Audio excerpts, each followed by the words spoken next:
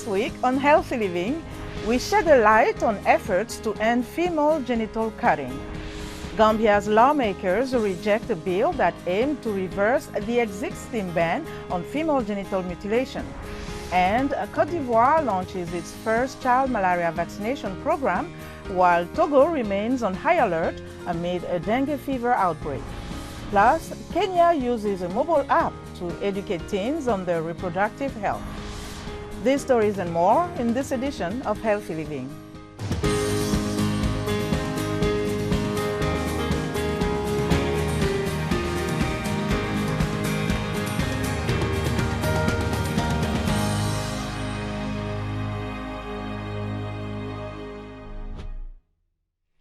Hello, I'm Linor Moudou. Thank you for joining us for another edition of Healthy Living. Female genital mutilation or cutting, also known as FGM, is a deeply entrenched cultural practice. UNICEF data indicates that annually about 4 million girls are at risk of undergoing FGM. Female genital cutting leads to severe physical and psychological consequences, including chronic pain, infections, and complications in childbirth, according to the World Health Organization.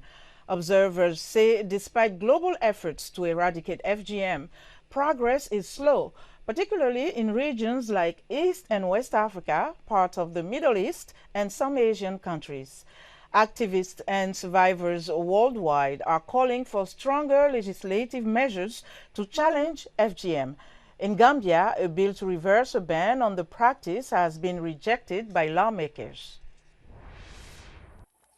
Gambia's parliament has rejected a bill that would have ended a ban on female genital mutilation. The bill has sparked a public debate around the practice of female genital mutilation in the Muslim-majority country. The campaign to repeal the ban is led by two powerful men, lawmaker Almame Giba and Muslim cleric Abduli Fatih. He publicly defended the three women convicted of FGM last year and paid their fines. Make sure you chop a little bit from the clitoris. Don't go deep, okay? If you do as I tell you, that will be fine for both men and women. Asitu Ba, a program officer at the civil society group Women in Liberation and Leadership, says Fatih, a man, has no idea of the traumatic effect FGM has on women. He's not a woman, he does not have a clitoris, he does not have a vagina, so he will not know how it feels. For Mariama Jarju, taking her two daughters to be circumcised when they were 4 and 5 years old was an act of love. She believes it's an important ritual that gives her daughters status in the village and makes them eligible for marriage. And that's why Jarju has been strongly in favor of the attempt in Gambia's parliament to repeal the ban on FGM. Yes, I want them to allow us to do it because they come here to advocate against it. But when I tried to speak up, they told us to stop. I told them that if we stop, the women will suffer because it is our culture and our children will not learn about our traditions. Female genital cutting is banned in over 70 countries, but it remains widespread in some African nations and some diaspora communities. Almost 3/4 of women aged 15 to 49 in Gambia have undergone the practice, with 65% of them being subjected to it when they were younger than 5 years old, according to the latest government data. Muslim cleric Baba Ali staunchly opposes the practice. Islam is not a torture. To torture people, especially young innocent girls, a newly born baby. What are you doing? Come on. The bill had passed a second reading in March. Gibi Mbalo is one of the few who voted against it. What is wrong shall never be right. This is wrong, and I will start to say it's wrong. Even it is taking me to lose this seat, I was ready to resign and said, look, I will not be a part of a legislative that will tend to return my country in those old age. In a joint report, the Parliament's Health and Gender Affairs Committees recommended that Gambia maintain the ban. By a vote of 34 to 19, female genital mutilation will remain illegal, a victory for opponents of FGM in the country.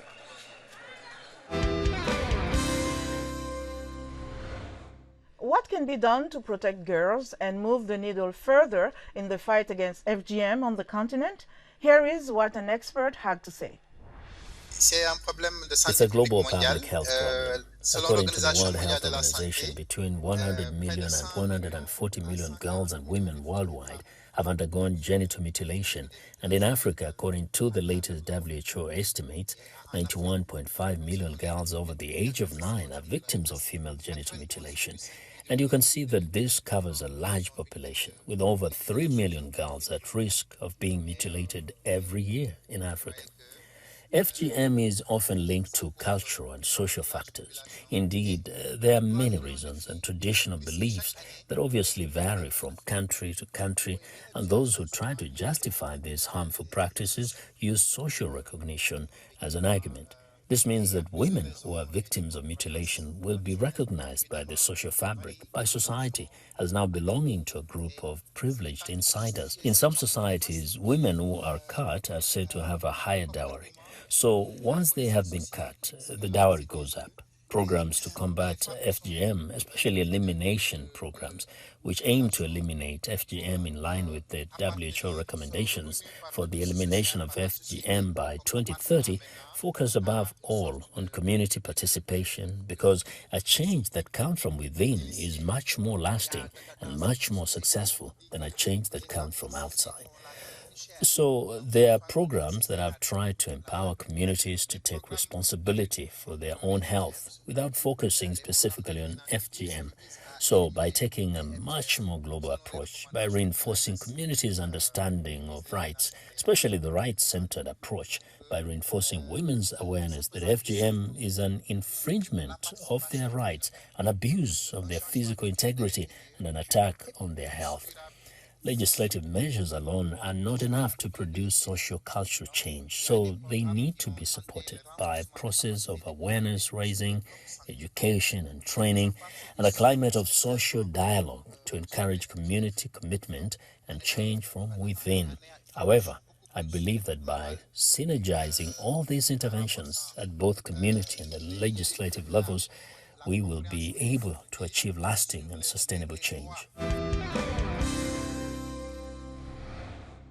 Are you for or against FGM and why? And according to you, what steps could be taken to reduce or eliminate the practice? Here is more from Nigeria. So the mutilation has no benefit, so there is no point removing some vital parts of the female organs just in the name of mutilation. Promiscuity has nothing to do with the level of libido. I think it's an issue of sexual control, moral standards and background. So removing it will not stop anything. If a lady wants to be wayward, she'll be wayward whether she has been mutilated or not. I am against female genital mutilation because female genital mutilation, simply known as FGM, under the Nigerian legal system, it is even an offense because this is just like an infringement of a fundamental human right of a girl, and she doesn't even want it. I don't think it's a nice thing because it's part of my body. It's very painful. I don't think it's okay for you to just take part of my body, and I think it's a very important part of the body. I be part of the human genital. So you can't just decide that, oh, because you want me to stop or you want me to have self-control and you just want to take it out on me. I think it's very brutal, honestly. It doesn't have any positive effects. The reproductive system is not something you can mess up with. Any slight mistake can lead to a lifetime damage. God created women the way He wanted it to be. But I see no reason why the female genital mutilation, on my own opinion, I'm totally against it. We should orient parents and the society to understand that it has more disadvantages. To me, there is no advantage.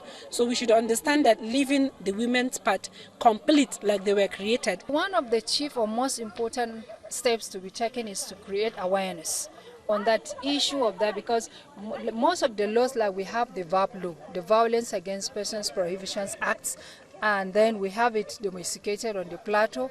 It has codified that female genital mutilation, in fact, is a crime. Health workers in Côte d'Ivoire have launched the country's first child vaccination program against malaria. The effort aims to reduce cases of the mosquito-borne disease, which has become one of Africa's biggest killers. Officials in the West African nation said the program is designed to cover about 250,000 children under the age of 2. 4 doses are to be administered free of charge at 6, 8, 9, and 15 months of age. Manufactured by the Indian giant Serum Institute of India, R21 is one of the 2 malaria vaccines WHO recommends for children, along with RTSS from the UK's pharmaceutical group GSK. Meanwhile, health authorities in Togo are on high alert due to an outbreak of dengue fever. They say more than 800 suspected cases of dengue have been reported in the country, with nearly 400 confirmed cases and 3 deaths. The viral infectious disease is transmitted by the tiger mosquito, and its symptoms vary and present in the classic form and the hemorrhagic form. Togo has put in place a national response plan to strengthen surveillance, awareness, and logistics for effective management of the disease. The Kenyan government is using a mobile application to educate teens on reproductive health. Through the app named OK Kenya, users can access information that can help dispel myths and misconceptions. The primary goal in launching the new app is to help empower Kenyan youth so they can prevent unwanted teenage pregnancies. At Kenya's LVCT Health Call Center in Nairobi, workers respond to phone calls and text messages from across the country. Have you had your periods before? They say most of the questions are about reproductive health, especially the menstrual cycle. Menstruation is often shrouded in secrecy and shame in Kenya, according to UNICEF. The agency says teenage girls often look for information about it online, but what they find is not always accurate. To help them, the Kenyan government, UNICEF and LVCT Health created OK Kenya, a mobile app that allows teenage girls to learn about their bodies in private. It tells them having your periods, that's a normal thing. It's not something to be ashamed of. They'll be able to know where they can get these products that they need, or also support mentally, because some people don't know when they're having their periods. They will wonder, why am I receiving blood? You know the tension, alafu. Cecilia Loku is one of more than 8,000 people using the application. Loku, a mother of one, says her teenage pregnancy could have been avoided if she had received the information available on the app. If I had that information, like this app, it can predict my periods, my safe days. When I'm ovulating, I will be pregnant or I will be a mother of one right now. According to several healthcare organizations worldwide, abstinence, refraining from all forms of sexual activity, is the only 100% effective way to avoid pregnancy. Various forms of contraception, such as using birth control pills or condoms, also greatly reduce the odds of conception. Kate Kiema is Director of Programs and Impact at She's the First, a US-based girl support organization that works in Kenya and supports the app. Mentors are particularly shy to talk to girls about whether it's puberty or whether it's about menstrual hygiene. So you can imagine if a girl is coming from a community who think periods is such a taboo, this girl doesn't have anyone to explain to her this is a natural biological process. An average of 4 in 10 girls in Kenya are pregnant or have had a child, according to the Ministry of Health. In a telephone interview, the ministry's deputy head, Janet Mule, said poverty and lack of education, especially in remote areas, aggravate the cases. The state established a 10-year reproductive health policy in 2022 that outlines actions to reduce teenage pregnancies, such as promoting knowledge about menstrual cycle and the use of contraception. Kenyan authorities believe tools like OK Kenya app will help teenage girls get the information they need. Victoria Amunga, VOA News, Nairobi. That's our show for today. For more health news, wellness tips, and medical breakthroughs, stay connected to Voice of America at voaafrica.com. You can follow me on X at Linor Mudu. Until next time, stay well and strive to make every day a healthy day.